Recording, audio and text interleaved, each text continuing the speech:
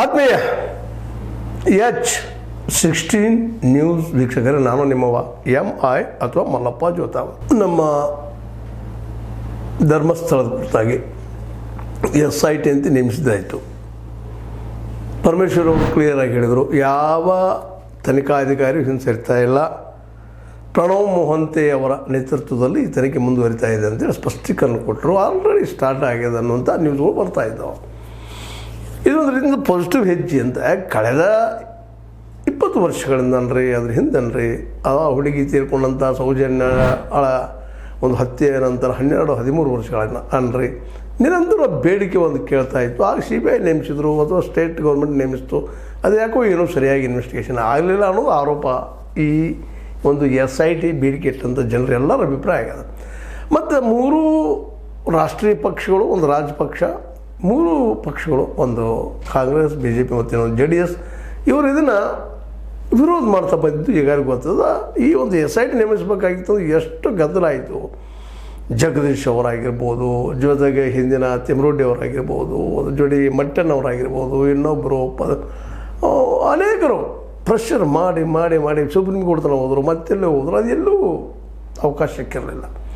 ಇತ್ತೀಚೆಗೆ ಜಗದೀಶ್ ಮತ್ತು ಒಂದು ಹೊಸ ಮೂಮೆಂಟ್, ಒಬ್ಬ ವ್ಯಕ್ತಿಯನ್ನು ಬಂದ ಸಾಕ್ಷಿದಾರ, ನಾನು 100 ದಿನಗಳು ನಾನು ಹೋಗಿದ್ದೀನಿ ಅಂತೇನು ರಿಟರ್ನ್ದೊಳಗೆ ಕೊಟ್ಟ ನ್ಯಾಯಾಲಯ ಮುಂದೆ ಅನಿವಾರ್ಯ ಆಯಿತು ಎಲ್ಲ 3 ರಾಜಕೀಯ ಪಕ್ಷಗಳಿಗೆ. ಇಲ್ಲ ಇದು ಆಗಲೇಬೇಕು, SIT ಅಥವಾ ಮತ್ತೇನೋ ಆಗಬೇಕು, ಅಥವಾ ನ್ಯಾಷನಲ್ ಇಂಟರ್ನ್ಯಾಷನಲ್ ಯಾವುದೇ ಆಗಲಿ, NIA ಆಗಲಿ, ಎಲ್ಲಿಂದ ಶುರು ಆಗಬೇಕು ಪ್ರೆಷರ್ ಮಾಡ್ತಾಯಿದ್ರು. ಆ ಎಲ್ಲ ಒತ್ತಡದಿಂದ, ಆ ಒತ್ತಡ ತಡಿಲಾರ್ದ ಕೊನೆಗೆ ಸಿದ್ದರಾಮಯ್ಯನವರು ಅನಿವಾರ್ಯವಾಗಿ SIT ನೇಮಿಸಿದ್ರು ಒಲ್ಲದ ಮನಸ್ಸಿನಿಂದ. ಇದು ಎಷ್ಟು ಮಟ್ಟಿಗೆ ಇನ್ವೆಸ್ಟಿಗೇಷನ್ ಮಾಡಿ ಸತ್ಯ ಹೊರಾಗ್ತದೋ ಅದು ಬೇರೆ ಮಾತು. ಆದರೆ ಆಲ್ರೆಡಿ BJP ಅವರು ಇದನ್ನು ವಿರೋಧ ಮಾಡ್ತಾ ಇದ್ದಾರಾ ಅಂತ ಅನ್ನುವಂಥ ಸುದ್ದಿಗಳು ಬರ್ತಾ ಇದ್ದಾವೆ. ಧರ್ಮಸ್ಥಳ ಧರ್ಮದ ಕೂಡಿಂಥದ್ದು, ಅಲ್ಲಿಂಥದ್ದೆಲ್ಲ ಈ ಒಂದು ತನಿಖೆಗಳಾಗಬಾರ್ದು ಅಂತೇಳಿ. ಹೌದು, ಧರ್ಮಸ್ಥಳ ಧರ್ಮದ ಕೂಡ್ಯದ, ಅದ್ರ ಮೇಲೆ ಭಕ್ತಿ ಅದ, ಎಲ್ಲರದ್ದು ನಂಬಿಕೆ ಅದ, ಹೌದು ಖರೆ ಅದ. ಆ ನಂಬಿಕೆಗೆ ಚ್ಯುತಿ ಆಗುವಂಥ ಆರೋಪಗಳು ಬರ್ತಾ ಇದ್ದಾವಲ್ಲ, ಅದನ್ನು ತೊಳೆದು ಹೆಂಗೆ? ಹೌದು, ಒಂದು ಕಾಲಕ್ಕಿತ್ತು ಧರ್ಮದ ಮೇಲೆ ನಂಬಿಕೆ ಇಟ್ಟು ಆಣೆ ಮಾಡಿ ಮತ್ತೇನೋ ಮಾಡಿ ಏನೋ ಆ ಶಿಕ್ಷೆ ಆಗ್ತದೆ ನಂಬಿಕೆಗಳನ್ನು ಬೆಳ್ಕೊಂಡು ಬಂದಿದ್ದು. ಅದು ಆಯಿತು. ಅಣ್ಣಪ್ಪನ ಮುಂದಾಗಿರ್ಬೋದು, ಅಲ್ಲಿ ದೇವರು ಮಂಜುನಾಥನ ಮುಂದಾಗಿರ್ಬೋದು, ಎಲ್ಲರನ್ನು ಆಣೆ ಕಿರಿ ಎಲ್ಲ ಅದು. ಆದರೆ ಸತ್ಯ ಹೊರ ಬರಲಿಲ್ಲ. ಇದರ ಅರ್ಥ ಅವು ಮಾಡಿದಂಥವ್ರು ಸತ್ಯವಂತರು ಅಂತ ಅಲ್ಲ. ಇವ್ರು ಯಾರ ಮೇಲೆ ಸಂಶಯಪಟ್ಟಿದ್ರು ಅವ್ರು ಬಂದು ಹಾನಿನೂ ಮಾಡಿದರು, ಅದು ನಡೆದು ಹೋದ ಘಟನೆ. ಆದರೆ ಇಲ್ಲಿವರೆಗೆ ಅದು ರಿಸಲ್ಟ್ ಬರೋದಾಗದಾಗ ಅನಿವಾರ್ಯವಾಗಿ ಇವತ್ತಿನ ವೈಜ್ಞಾನಿಕ ಯುಗದಲ್ಲ ಇದೆಲ್ಲ ಒಂದು ನಂಬಿಕೆ. ಒಂದು ಕಾಲ ಸತ್ಯಗಳು ಇವತ್ತೆಲ್ಲ ಸತ್ಯ ಅಂತಾರೆ. ಇದು ಆದರ್ಶ ಅನ್ನೋಕ್ಕಿಂತಲೂ ಒಂದು ನಂಬಿಕೆ ಮೌಲ್ಯ ಅಂತ ಹೇಳ್ಕೊಂಡು ಇದು ಮತ್ತೆ ಆಗಬೇಕಪ್ಪ. ಇದು ಮತ್ತೆ ಘಟನೆಗಳು ಅಷ್ಟರೊಳಗೆ ಏನೋ ನಡೆದುತ್ತಾಗ ತಿಕ್ಕಾಡ್ತಾ ಮುಂದೆ ಹೊರಟಿತ್ತು. ಅಷ್ಟರಲ್ಲೇ ಆ ವ್ಯಕ್ತಿ ಅನಾಮಿಕ ಅಥವಾ ಭೀಮ ಅಂತ ನಾವೇನು ಕರ್ಕೊಳ್ತೀವಿ, ಆ ವ್ಯಕ್ತಿ ಬಂದು 100 ಜನ ನಾನು ಹೊತ್ತು ಹಾಕಿದ್ದೀನಿ. ಸಣ್ಣ ಮಕ್ಕಳನ್ನ, ಸ್ಕೂಲಿಗೆ ಹೋಗೋ ಮಕ್ಕಳನ್ನ ಅವ್ರು ಹೋಗಿದ್ರು, ಆ್ಯಸಿಡ್ ಹಾಕಿ ಬೆನಮು ಅಂದರು. 108 ಆರೋಪಗಳನ್ನ ಅವ್ರು ಮಾಡ್ತಾಯಿದ್ದಾರೆ ಮತ್ತು ತೋರಿಸ್ತನು ಅಂತ ಹೇಳಿದರು. ಇದು ಅಂದಾಗ ಒಂದು ನ್ಯಾಯಶಾಸ್ತ್ರದ ಪ್ರಕಾರ ಆಗಿರ್ಬೋದು, ಅದು ಧರ್ಮನ ರೀ. ಧರ್ಮ ಅಂದರೆ ಏನು? ಧರ್ಮ ಅಂದ್ರೆ ಧರ್ಮೋ ರಕ್ಷಿತ ರಕ್ಷಿತ ಅಂತೇಳಿ ನಾವು ಹೇಳ್ತೀವಿ. ಧರ್ಮವನ್ನು ಯಾರು ರಕ್ಷಣೆ ಮಾಡ್ತಾರೆ ಆ ಧರ್ಮ ರಕ್ಷಣೆ ಮಾಡ್ತದೆ ಅಂತೇಳಿ. ಈ ಸಂದರ್ಭದಲ್ಲೇ ಆ ಒಂದು ಪ್ರಾಮಾಣಿಕವಾಗಿ ನಾನು ಸತ್ಯ ಹೇಳ್ತಾ ಇದ್ದೀನಿ ಅಂತ ಬಂದಂತಹ ಭೀಮ ಅವರಿಗೆ ಒಂದು ಅವಕಾಶ ಕೊಡಬೇಕಾಗಿದ್ದು ಅನಿವಾರ್ಯ. ಯಾಕೆ ನಡೀತಾ ಇದ್ದಾವೆ ಘಟನೆಗಳು, ಅನೇಕ ಆರೋಪ ಮಾಡ್ತಾ ಇದ್ದಾರೆ. ಇವತ್ತು ಜಗದೀಶನಂತ ಅಡ್ವೊಕೇಟ್ರಂತೂ ಫೋನ್ ಮಾಡೋದಲ್ಲ, ಅದ್ರ ಸುಪ್ರೀಂ ಕೋರ್ಟ್ ಅಡ್ವೊಕೇಟು ಎಲ್ಲರೂ ಬಂದರು. ಅದರಲ್ಲೇ ಗೋಪಾಲ್ ಗೌಡ ಆಗಿರ್ಬೋದು, ಮತ್ತೊಬ್ಬರಾಗಿರ್ಬೋದು, ಎಲ್ಲರೂ ಬಂದು ಪ್ರೆಷರ್ ಮಾಡ್ಲಿಕ್ಕಿದ್ರು. ಅದರಲ್ಲೂ ಜಗದೀಶ್ ಅವರು ಅವ್ರ ತಂಡ ಎಲ್ಲರೂ ಕುಡ್ಕೊಂಡು ವಕೀಲರು ದೊಡ್ಡ ತಂಡ ಬೆನ್ನತ್ತಿ ಅಲ್ಲಿ ಎಲ್ಲ ಕೆಲಸಗಾರರ ಮೊಬೈಲ್ಗಳಿಂದ ಏನು ನಡೆದವ ಅವೆಲ್ಲರೂ ಇವರು ಡಾಕ್ಯುಮೆಂಟ್ಸ್ ಮಾಡ್ಕೊಂಡಿದ್ದಾರೆ. ಅವರು ಒಂದು ವೇಳೆ SIT ಇದನ್ನು ತನಿಖೆ ಮಾಡಿದರೆ ನಾವು ಅಂತಾರಾಷ್ಟ್ರೀಯ ಮಟ್ಟಕ್ಕೆ ಹೋಗ್ತೀವಿ ಹಾಗೆ ಹೀಗೆ ಅಂತೇಳಿ ಒಂದು ಪ್ರೆಷರ್ ತಂದರು. ಆಲ್ರೆಡಿ BBC ಅವು ಬೇರೆ ಬೇರೆ ಸಂಸ್ಥೆಗಳಿಂದ ಅಲ್ಲಿ ತನಿಖಾ ಏನಪ್ಪ ವರದಿಗಳು ಸಹಿತ ಬರ್ತಾ ಇದ್ದಾವೆ, ಬಂದಿದ್ದಾರೆ, ನಿಮ್ಮದೆಲ್ಲ ಹಿಡಿದಿರ್ತಾರೆ ಅನ್ನುವಂಥ ಒಂದು ವಾತಾವರಣ. ಜೊತೆಗೆ ಅನ್ಯಾಯಕ್ಕೆ ಒಳಗಾದವ್ರು ಎಲ್ಲರೂ, ಅದರಲ್ಲೂ ಪದ್ಮಲತಾ ಅನ್ನುವಂಥ ಹೆಣ್ಣು ಮಗಳು ಅಲ್ಲಿ ಹತ್ಯೆ ಆಗ್ತದೆ. ಅವರು ಸಹಿತ ಅವರ ಸಹೋದರಿ ಇದ್ದಂತೇಳು ಇಲ್ಲ ನಡೆದು ಸತ್ಯ ಅಲ್ಲಿ ಆಗಿದ್ದು ಹೀಗೆ ಇದೇ ರೀತಿ ಅಂತೇಳಿ ಒಬ್ಬರಿಂದ ಒಬ್ಬರು ಬರ್ತಾ ಇದ್ದಾರೆ. ಅಂದ್ರೆ ಏನು ಮಾಡ್ಬೇಕೀಗ? ಇದಕ್ಕೆ BJP ಅವ್ರು ಏನು ಉತ್ತರ ಕೊಡ್ತಾರೆ ಅನ್ನೋದಿಲ್ಲ ಮುಖ್ಯ ಪ್ರಶ್ನೆ ಅದ. ಯಾರಿಗೂ ಇಲ್ಲಿ ಧರ್ಮಸ್ಥಳದ ಮೇಲೆ ಒಂದು ಆರೋಪ ಹೊದಿಸ್ಬೇಕು ಮಾಡಬೇಕು ಅಂದರೆ ಮಂಜುನಾಥರ ಮೇಲೆ ಆಗಿರ್ಬೋದು, ಅನ್ನಪ್ಪ ದೇವತೆ ಮೇಲೆ ಆಗಿರ್ಬೋದು, ಯಾರ್ದು ಅಪನಂಬಿಕೆ ಇಲ್ಲ, ನಂಬಿಕೆ ಅದೊಂದು. ಆದರೆ ಸತ್ಯ ಹೊರಬರ್ಬೇಕಾಯ್ತಪ್ಪ ಅಂದ್ರೆ ತನಿಖೆ ಆಗಲೇಬೇಕಾಗ್ತದೆ ಅನ್ನೋದು ಇದು ಇವತ್ತಿನ ಸತ್ಯ, ಆಧುನಿಕ ಕಾಲದ ಸತ್ಯ. ಯಾವ ಕಾಲಕ್ಕೂ ಅಷ್ಟೇ ಇದು. ಒಂದು ಕಾಲಕ್ಕೆ ಇವತ್ತಿನ ಡೆವಲಪ್ಮೆಂಟ್ ಇಲ್ಲದ ಸಂದರ್ಭದಲ್ಲೇ ಆಗ ಆನೆ ಕಿರೆ ಮತ್ತೇನೋ ಮಾಡಿಸ್ತಾ ಇದ್ವಿ. ಅದು ಒಂದು ಮನುಷ್ಯನ ಮೇಲೆ ಆವತ್ತು ಭಯನೂ ಪಡ್ತಿದ್ರು ಜನ. ಯಾಕಂದ್ರೆ ದೈವದ ಮೇಲೆ ನಂಬಿಕೆ ಇದ್ದ ಜನ ಇದ್ದರು, ಇಲ್ಲಂತಲ್ಲದು. ಯಾಕಂದ್ರೆ ಧರ್ಮ ಅಂದ್ರೆ ಭಯ ಪಡ್ತಿದ್ರು, ಅನಿಸ್ತಿದ್ರು. ದೇವರ ಹುಟ್ಟಿದ ಒಂದು ಭಯದಿಂದ ಕೂಡಿ ಬದುಕಲಿ ಅನ್ನೋ ದೃಷ್ಟಿಯಿಂದ ಈ ಎಲ್ಲ ನೆಲೆಗಟ್ಟಿನಲ್ಲಿ ಆವತ್ತು ಒಪ್ಪಿಗಿದ್ದು. ಆದರೆ ಇವತ್ತು ಎಲ್ಲರೂ ಬುದ್ಧಿವಂತರಾಗಿದ್ದಾರೆ. ಅದರಲ್ಲೂ ಹಿಂದಿದ್ದಂಥವ್ರು ದೇವರು ನಂಬುವಂಥ ಜನ ಅಲ್ಲ. ಇಷ್ಟೊಂದು ಘಟನೆಗಳಾಗಿದ್ದಾವೆ, ಇಷ್ಟೊಂದು ಹತ್ಯೆಗಳಾಗಿದ್ದಾವೆ, ಕೊಲೆಗಳಾಗಿದ್ದಾವೆ, ರೇಪ್ ಆಗಿದೆ ನಮ್ಮ ಮಕ್ಕಳ ಮೇಲೆ. ಇಂಥದ್ದೆಲ್ಲ ಮಾಡೋರು ದೇವ್ರು ನಂಬ್ತಾರಂತ ನೀವು ಯಾವ ಆಧಾರದ ಮೇಲೆ ಮಾತಾಡ್ತೀರಿ? ಯಾರಿಗೂ ಇಲ್ಲೇ ತೆರಿಗೆ ಮಾಡೋರಿಗೆ ಮಂಜುನಾಥ ದೇವತೆ ಮೇಲೆ ಆಗಿರ್ಬೋದು, ಅನ್ನಪ್ಪವ್ರ ಮೇಲೆ ಆಗಿರ್ಬೋದು, ಧರ್ಮಸ್ಥಳದ ಧರ್ಮದ ಬಗ್ಗೆ ಆಗಿರ್ಬೋದು, ಯಾರಿಗೂ ಅಪನಂಬಿಕೆ ಇಲ್ಲ ಮತ್ತು ಅಸಡ್ಡೆನೂ ಇಲ್ಲ. ಇದು ಯಾರೂ ಚಾರ್ವಾಕರು ಅಲ್ಲ. ಚಾರ್ವಾಕರು ಇದ್ದರೂ ಸಹಿತ ಸತ್ಯವನ್ನು ಪ್ರತಿಪಾದಿಸುವಂಥವ್ರು.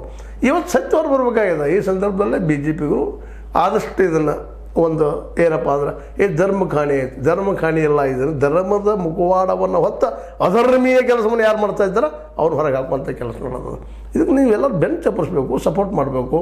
ಮತ್ತು NIA ಇಂದ ಅದು BJP ಕೈಲಿ ಅದು ಸೆಂಟ್ರಲ್ ಗೌರ್ಮೆಂಟ್ದಲ್ಲಿ ಅವರಿಂದ ಮತ್ತೊಮ್ಮೆ CBI ಇಂದ ತನಿಖೆ ಮಾಡಿಸ್ಬೇಕು. ಧರ್ಮ ಉಳಿಬೇಕಾಗಿದ್ದರೆ ಸತ್ಯ ಗೊತ್ತಾಗಬೇಕಾಗ್ತದೆ. ಸತ್ಯನ ಧರ್ಮ ಅಂತ ಗಾಂಧೀಜಿಯವರು ಹೇಳ್ತಾ ಇದ್ದಾರೆ, ನಿಮಗೆ ಗೊತ್ತಿದ್ದು ಮಾತದ. ಅಸತ್ಯನ ಧರ್ಮ ಸತ್ಯನ ಧರ್ಮ ಅನ್ನುವಂಥ ಮಾತನ್ನು ಅವರು ಸ್ಪಷ್ಟವಾಗಿ ಹೇಳ್ತಾ ಇದ್ದಾರೆ. ಸತ್ಯವೇ ದೇವರು ಅಂತ ಗಾಂಧೀಜಿಯವರು ಸ್ಪಷ್ಟವಾಗಿ ಹೇಳ್ತಾರೆ. ಸತ್ಯನ ಆ ದೇವರ ಸತ್ಯದ ಹಿಂದೆ ಏನದ ಅನ್ನೋದು ಕಂಡು ಹಿಡ್ಕೋಬೇಕಾಗಿದೆ. ಅದರ ಮೇಲೆ ಯಾರಪ್ಪ ದೈವದ ಹೆಸರಲ್ಲಿ, ದೇವರ ಹೆಸರಲ್ಲಿ ಇಂಥ ಅತ್ಯಾಚಾರ, ಅನ್ಯಾಯ, ಅನೈತಿಕತೆ ಮಾಡುವವ್ರನ್ನ ಹೊರಗೆ ತೆಗೆದು ತಪ್ಪ. ಅದರಿಂದ ದೇವಸ್ಥಾನಕ್ಕೆ ಇದ್ದಂಥ ಕಳಂಕ ಹೋಗ್ತದೆ ಈ ಸ್ವಚ್ಛ ಮಾಡೋದ್ರಿಂದ. ಮತ್ತು ಇವತ್ತು ಜಗದೀಶ್ ಅನ್ನೋದು ಅಡ್ವೊಕೇಟ್ ಸ್ಪಷ್ಟವಾಗಿ ಹೇಳಿದ್ದಾರೆ, ಎಲ್ಲ ಡಾಕ್ಯುಮೆಂಟ್ಸ್ ನಮ್ಮ ಕಡೆ ಇದ್ದಾವೆ, SIT ಕೊಡ್ತಾ ಇದ್ದೀವಿ. ನಮ್ಮ ಈಗಾಗಲೇ ಹೆಣ್ಣುಮಕ್ಕಳು ವಕೀಲರೆಲ್ಲ ಇದ್ದಾರೆ, ಬಿಟ್ಟಿದ್ದಾರೆ. ಅಂತಾರಾಷ್ಟ್ರೀಯ 2 ಸಂಸ್ಥೆಗಳು ಬಂದು 2ರಿಂದ 3 ಸಂಸ್ಥೆಗಳು ಬಂದು ಈ ಮೀಡಿಯಾ ಭಾರತದವ್ರು ಹಾಕಲಿ ಬಿಡಲಿ ನಾವು ಮಾಡ್ತಾ ಇದ್ದೀವಿ, ಸತ್ಯ ಹೊರಬರಬೇಕಾಗಿದೆ. ಮಂಜುನಾಥನ ಹೆಸರಲ್ಲಿ ಆಗುತ್ತಿರುವಂಥ ಅನ್ಯಾಯಗಳನ್ನು ತೆಲಿಬೇಕಾಗಿದೆ ಅಂತೇಳಿ ದೊಡ್ಡ ಶೆಡ್ ಹೊಡೆದು ನಿಂತಿದ್ದಾರೆ. ಇವತ್ತು ಅನೇಕರು ಇಬ್ಬರಲ್ಲ ಧನಂಜಯ ಅನ್ನುವಂಥ ಅಡ್ವೊಕೇಟ್ ಆಫ್ ಸುಪ್ರೀಂ ಕೋರ್ಟ್ ಅವರು ಬೆನ್ನತ್ತಿದ್ದಾರೆ. ಆ ಒಬ್ಬ ವ್ಯಕ್ತಿ ಸಾಕ್ಷಿದಾರನಿಂದಾಗಿ ಅಲ್ಲಿದ್ದಂಥ 20 ವರ್ಷಗಳಿದ್ದ ಅನೇಕ ಕೊಲೆಗಳ ನೋಡಿದವನು ಅಷ್ಟಲ್ಲ, ಅಂಥವ್ರು ಸಾಕಷ್ಟು ಇದ್ದಾರಲ್ಲೇ. ಅಂಥವ್ರು ಈಗಾಗಲೇ ತಮ್ಮ ಮೊಬೈಲ್ ಮೂಲಕ ವಿಡಿಯೋಗಳು ಸಹಿತ ಕೊಡೋದಕ್ಕೆ ತಯಾರಾಗಿದ್ದಾರೆ, ಹಂಚಿದಾರಂತ ಸಂಗ್ರಹ ಮಾಡಿದ್ದೀವಿ ಅಂತ ಅನ್ನೋಷ್ಟು ಮಟ್ಟಿಗೆ ಇವತ್ತು ವಾದಗಳು ಕೇಳಿ ಬರ್ತಾ ಇದ್ದಾವೆ. ಹೀಗಾಗಿ ತನಿಖೆ ಮೊಹಂತೆ ಅವರ ಒಂದು ನೇತೃತ್ವದಲ್ಲಿ ನಡೆದು ಇದಕ್ಕೆಲ್ಲರೂ ಸಪೋರ್ಟ್ ಮಾಡಿ ಸತ್ಯವನ್ನು ತರಬೇಕಾಗಿದೆ. ಯಾಕಂದ್ರೆ ಇಲ್ಲದ್ರೆ ಇದು ನಿರಂತರವಾಗಿ ಧರ್ಮಸ್ಥಳಕ್ಕೆ ಕೆಟ್ಟ ಹೆಸರು ತರುವಂಥದ್ದನ್ನೇ ಇದು. ಮಂಜುನಾಥನ ಹೆಸರು ಕೆಡಿಸುವಂಥದ್ದನ್ನೇ ಇದೆಲ್ಲ ನಡೆಯುವಂಥ ಕೆಲಸ. ಧರ್ಮದ ಹೆಸರಲ್ಲಿ ಅಧರ್ಮೀಯರಲ್ಲಿ ಸೇರಿದ್ದಾರೆ, ಅವ್ರು ಹೊರಗೆ ತೆಗಿಬೇಕಾಗಿದ್ದೀರ. ಅಲ್ಲೇ ಧರ್ಮಕ್ಕೆ ಅನ್ಯಾಯ ಮಾಡೋದು ಎಲ್ಲೂ ಇಲ್ಲ. ಇದನ್ನು ಮೊದಲ ಈ ಹೋರಾಟ ಮಾಡುವಂಥ BJPಗರು ತಿಳ್ಕೊಬೇಕಾಗ್ತದೆ. ಅಂದ್ರೆ ಅಂದಾಗ ಮಾತ್ರ BJP ಒಳ್ಳೆ ಹೆಸರು ಬರಲಿಕ್ಕೆ ಸಾಧ್ಯದ. ತಪ್ಪುಗಳನ್ನು ಒಪ್ಕೊಂಡು ಹೋಗುವಂಥದ್ದಲ್ಲ. ಮತ್ತು ಧರ್ಮ ಎಂದು ತಪ್ಪು ಹೆಜ್ಜೆ ಇಡಂತ ಹೇಳೋದಿಲ್ಲ, ಧರ್ಮ ಎಂದು ಅತ್ಯಾಚಾರ ಮಾಡೋ ಮತ್ತೊಂದು ಮಾಡೋ ಅಂತ ಹೇಳೋದಿಲ್ಲ. ಆದರೆ ಧರ್ಮದ ಹೆಸರಲ್ಲಿ ಮಾಡೋರು ಇದ್ದಾರೆ. ಜನರಿಗೆ ದೇವರ ಮೇಲೆ ನಂಬಿಕೆ ಇದ್ದಿದ್ದನ್ನು ದುರುಪಯೋಗಪಡಿಸಿಕೊಳ್ಳುವಂಥ ಜನರು ಹೊರಗೆ ಆಗಬೇಕಾಗಿದೆ. ಅದಕ್ಕಾಗಿ ತನಗೆ ಇದನ್ನು ಮೊದಲು ನಾವು ಬೇಸಿಕ್ ತಿಳ್ಕೊಂಡು ಮಾಡಿದರೆ ಉತ್ತಮ ಅಂತ ನಮ್ಗೆ ಅನ್ನಿಸ್ತದೆ. ಇವತ್ತು ಜನ ಪಾಪ ಬೇಸತ್ತು ಇದೆ ಧರ್ಮಸ್ಥಳ ಸುತ್ತಮುತ್ತ ಇದ್ದಂಥವ್ರು.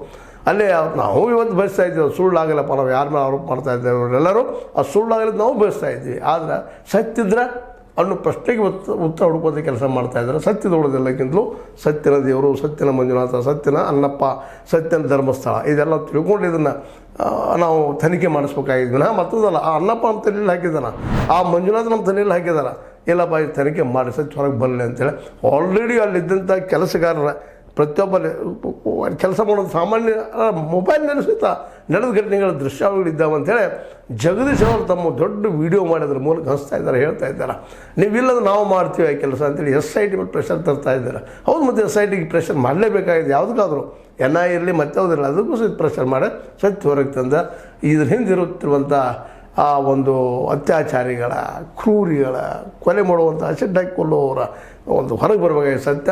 ಅದಕ್ಕಾಗಿ ಹೋರಾಟ ವಿನಃ ಇಲ್ಲೇ ಧರ್ಮಸ್ಥಳದ ಪವಿತ್ರತೆಯನ್ನು ಕೆಡಿಸುವಂಥದ್ದಲ್ಲ. ಆ ಪವಿತ್ರತೆ ಹೆಸರು ಮೇಲೆ ಅಪವಿತ್ರ ಕೆಲಸ ಮಾಡುವವ್ರನ್ನ ಹಿಡಿಯುವಂಥ ಕೆಲಸ ಆಗಬೇಕಾಗಿದೆ. ಆ ದಿಶೆಯಲ್ಲಿ ನಾವೆಲ್ಲರೂ ಇವತ್ತು ಆ ಹೆಣ್ಣು ಮಕ್ಕಳಿಗೆ ನ್ಯಾಯ ಕೊಡುವಂಥದ್ದು, ಆ ಅನ್ಯಾಯಗೊಳಗಂಥ ಹೆಣ್ಣು ಮಕ್ಕಳಿಗೆ ಅಥವಾ ಅಲ್ಲಿ ಸ್ವತಂತ್ರ ಪುರುಷರಿಗೂ ಸಹಿತ ಅವ್ರಿಗೆ ನ್ಯಾಯ ಕೊಡಿಸುವಂಥ ಕೆಲಸವನ್ನು ಇವತ್ತು ಮಾಡಬೇಕಾಗಿದೆ.